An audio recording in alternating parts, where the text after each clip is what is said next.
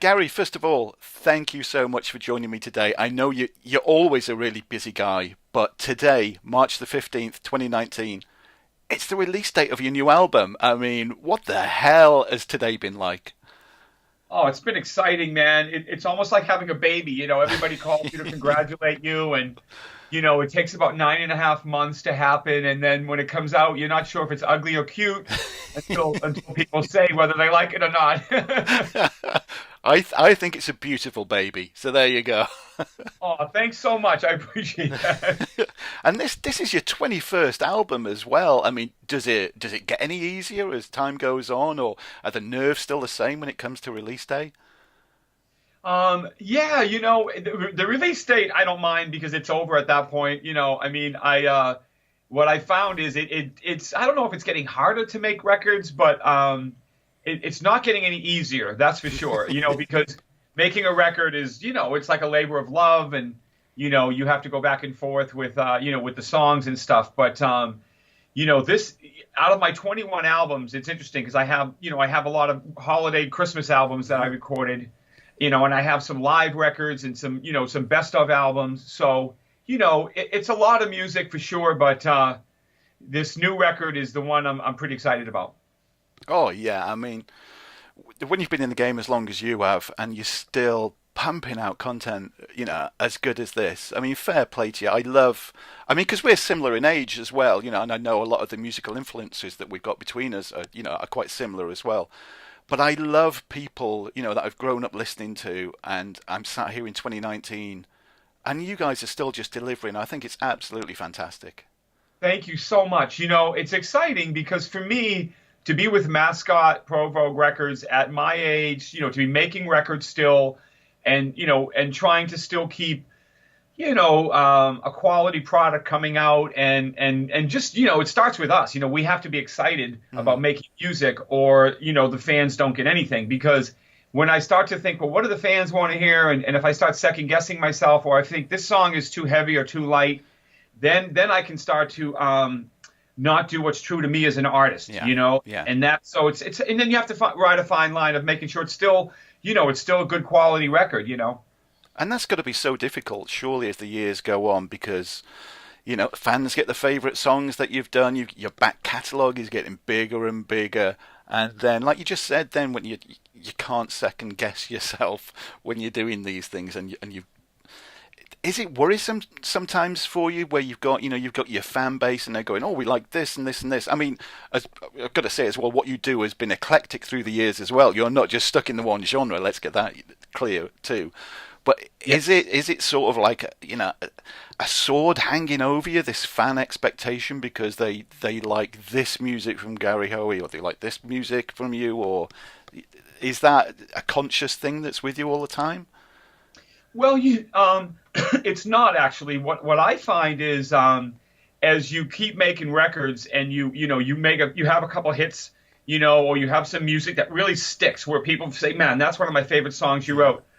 Then you realize now you're starting to build a bit of a legacy. Yeah. You're starting to build a legacy of what you've done, and that's a foundation you can build off of. So sometimes I'll do stuff where I'll say, you know what, this sounds a little like maybe something I've done on a prior record, or like a style of something I've done. But I say, you know what, that's okay because that's what the fans expect. And that's why this record, Neon Highway Blues, has three instrumental songs on it, Hmm. because I made my name a lot as an instrumentalist, Yeah, and then yeah. I transitioned into blues. But I said, you know what, I don't want to abandon that side of me. And when I wrote the song, it's called Almost Heaven, and I came up with this little,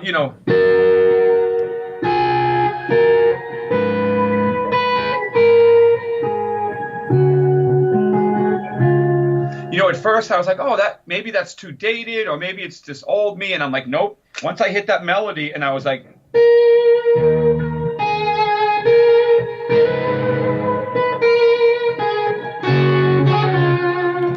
that's Gary Moore, man. That's Jeff. Oh, And so that's how Almost Heaven came about, which is on yeah. the new. And just as an aside, that was so cool to watch you playing the guitar then as well. It's such a thrill to see you Oh, doing that.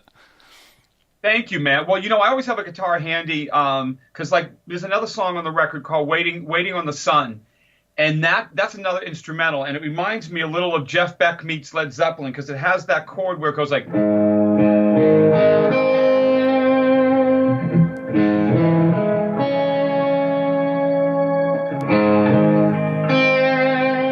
and then the melody goes.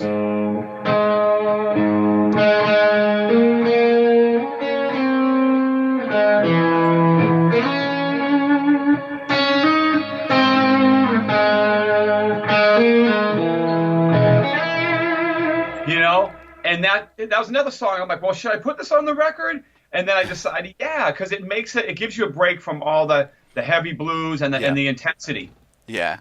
And this That and was Waiting on the Sun. this record took a long time to write. I mean, because you've been busy touring. Like I said at the beginning, you're a really busy guy. How long exactly did this record take? Well, we spent about a year and a half. I will say off and on, off and on, off and we should have called the record "Off and On" because I would be on the road and do shows, and then I'd come home and I'd try to get back into the groove of where I was. And sometimes it took a minute. You get off the road, you're tired, you want to take a couple days, and then I would say, okay, now I need to finish this song, and sometimes I would sit there and try to write the lyrics. That's always the hardest thing for me is finishing the lyrics. So, Okay. like, okay, what is this song about? And the way that I write music is I write the songs first.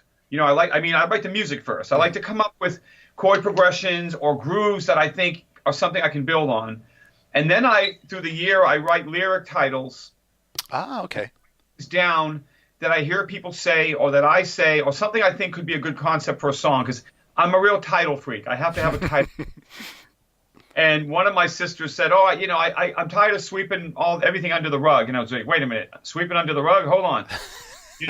So I wrote a song called "Sweeping Under the Rug" and on the new album with Eric Gales. And it's just when you take from real life situations. Yeah. So I wrote these titles on a page, and then I had another title called "Damned If I Do." Because everybody says I'm damned if I do, I'm damned if I don't. I can't seem to make it. So, and then I had this Texas Shuffle Lance Lopez was playing on, and I'm like, you know what? This sounds like Damned If I Do. Like the title when I listened to the music, it sounded like the title. Yeah. And that happens a lot when I just have music sitting around. Oh, wow, that's great. How cool as well that you've got your son Ian on the album as well. I mean, that must have been so incredible. Oh, it was the icing on the cake for me, a dream come true. He came in the studio and hanging out with me, and I started teaching him when he was 5. So now he was 16. Now he just turned 17. He was 16 when he played on the record, and so he's been playing a bunch of years with me off and on. Yeah. But he took a liking to the blues, and one day he said to me, "Dad, have you ever heard of this guy?" Stevie Ray Vaughan. I'm like, "Oh yeah, I think I've heard of him." And so he started playing the blues, and I had this song called "Don't Come Crying to Me." And he came in the studio, and I said, "Ian, I have this riff." What is it? And then he grabbed the guitar and he went.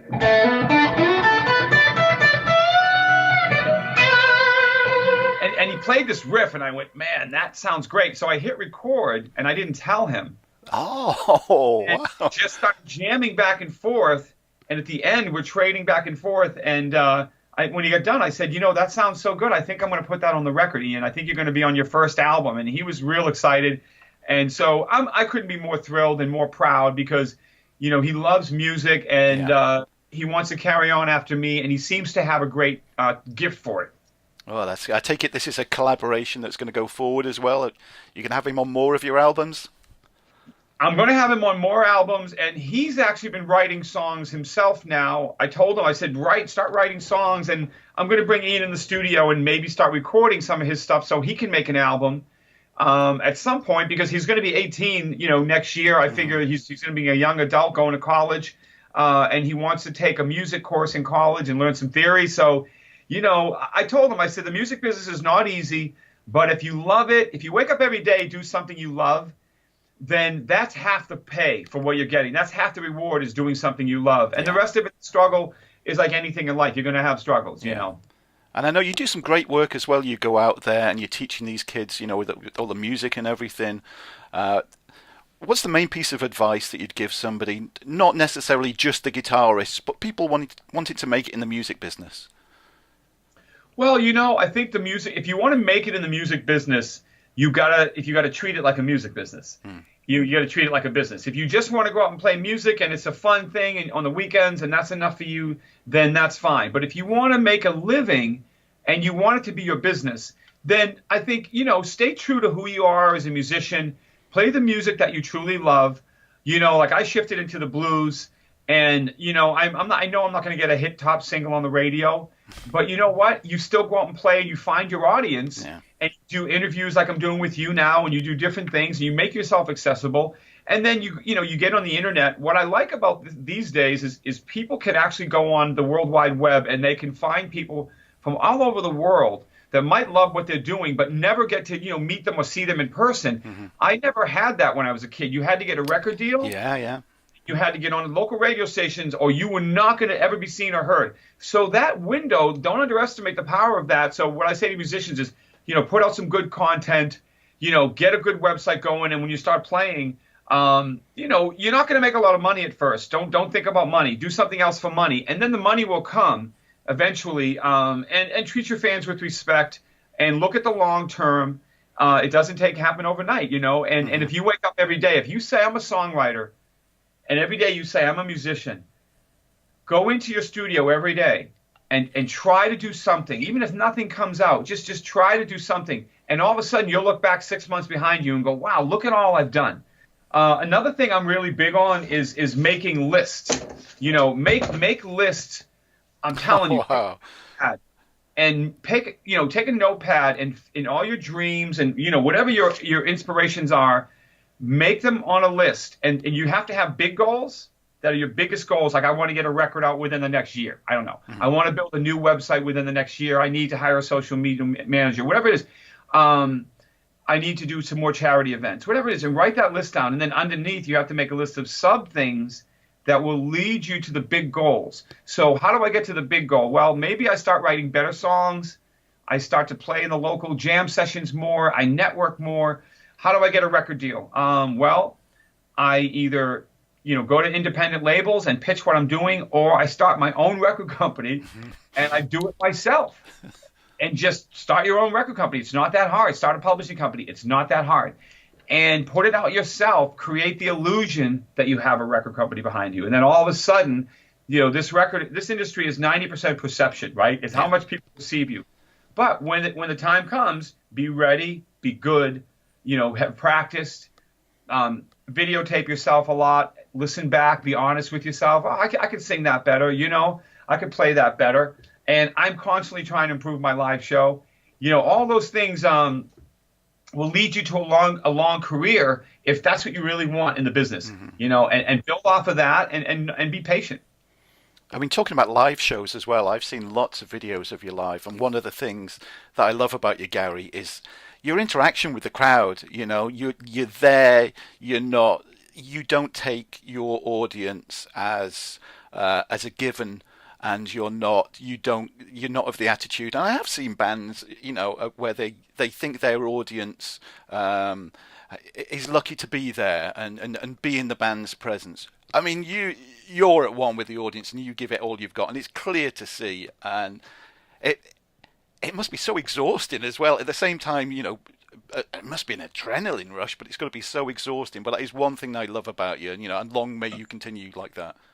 Thank you, man. I appreciate that so much. I feel like the live experience for me is where you have to take it to the next level, because if you put on an album, you can imagine what the band is like and, this and that, and listen to the music. And when I was a kid, we didn't have social media. Yeah. You or age, we stare at the albums and we imagine what look at their boots and their jewelry and whatever. And we said, oh, that's cool. And then when I went to see my favorite band, Black Sabbath, I remember them pulling up in a limousine on the other side of the fence, and I saw them walk in, and they were like ghosts just floating in the building, And when they came on stage and the back lights hit and you couldn't see their faces, it was silhouetted, and, then the lights came on and the curtain fell. I mean, to me, that was the mystery of music Yeah. that I thought took us to another place. Yeah. Now I embrace social media and I say, you know what? If people want to know what kind of guitar strings I'm using and they want to know what I had for breakfast, man, let's go for it, you know. But now, when I'm at my live show, I feel like I want them to get more, to know more about who I am as a person, Mhm. connect with them, and make them feel like it's a deeper experience than my music. That I'm taking it to a more personal level, and then also hopefully interpreting the music, better than even the record. 'Cause sometimes the record, you recorded it in five days, and then you go to play it on tour, and you're like, I feel way better now. I wish I'd recorded it today. Yeah, yeah, yeah. They kind of grow as you play them on the road. So I appreciate that, man, and I love the live experience. I do. Oh yeah, I've said to many guests on this show, I can barely imagine what it must be like to be stood on the stage and have this crowd of people in front of you and you being able to do what you love doing. Such a great thing. It's a rush, and it's a rush, but at the same time, it's something that it's weird. You have to. It can be a mind game if you let it get to your mind. Like when you're playing music on stage and you're playing for people, you have to have a combination of being there for them and also being lost in the music, if you Hmm. know what I'm saying. And so, like for me, when I'm playing a song, it's one of the few things that makes time stand still for me. Everything else today is moving very fast, and I'm Yeah, constantly, while I'm talking to you, I'm watching my phone beep. It's like we're just, we never get left alone, I guess. yeah. But music, whether we're playing it or whether we're listening to it or we're part of it, it makes time stand still. It's like we're floating in this animation thing, and that part of it for me is what I thrive on. So when I come on stage live, I'm like, you know what? I'm coming out of the gate running, man, and I want the audience to know that this party's about to happen. Hmm. Whether they're going to join me or not, I'm still going to have it. And if you want to join me, great. But if you don't, I still have to have it because I've noticed that's infectious with people. And sometimes someone could be sitting in the chair and I could think, wow, they're not even into it. They're not shaking their hands or they're not moving around. And that same person will come up to me after the show and go, I was mesmerized or Yeah. something. Or I loved your show and I had so much fun. So I say, don't judge a book by its cover. You never know. Yeah, yeah. And the energy everyone could be screaming, but sometimes they're just really into the music. So I think of that in my mind. I think, you know what? I'm just going to go have a great time and make sure that I feel the music first. And then the audience will hopefully join me Yeah. and we can make it this group thing and let them know that I'm giving them everything I got. Oh yeah. Have you got any plans to come to the UK soon? Is anything in the works yet? I know we're planning on coming back because we went over there for Dust and Bones and we did some stuff in Europe last year and the UK. And so now that the record's done and out, we just booked a lot of stuff in the US. And I know it's on the radar. And every time I send an email to my manager and my agent, I'm always like, UK, UK, UK. Well, please, if you do come over to the UK, please, and when we always say this as well, we're based in North Wales. A lot of bands come over and just play London. If you get the chance to come further up into the UK, into the Midlands, North Wales, northwest of England, there's a big audience waiting here for you, Gary, definitely. Oh man, I would love to come and play and bring my 50th anniversary Strat and hit like a nice E minor.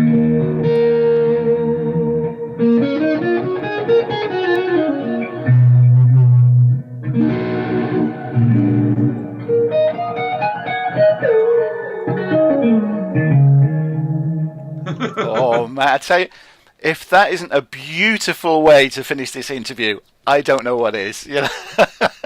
Thank you. It's the saddest chord I know. Thank you so much, Gary. I completely appreciate your time. Congratulations on another fantastic album.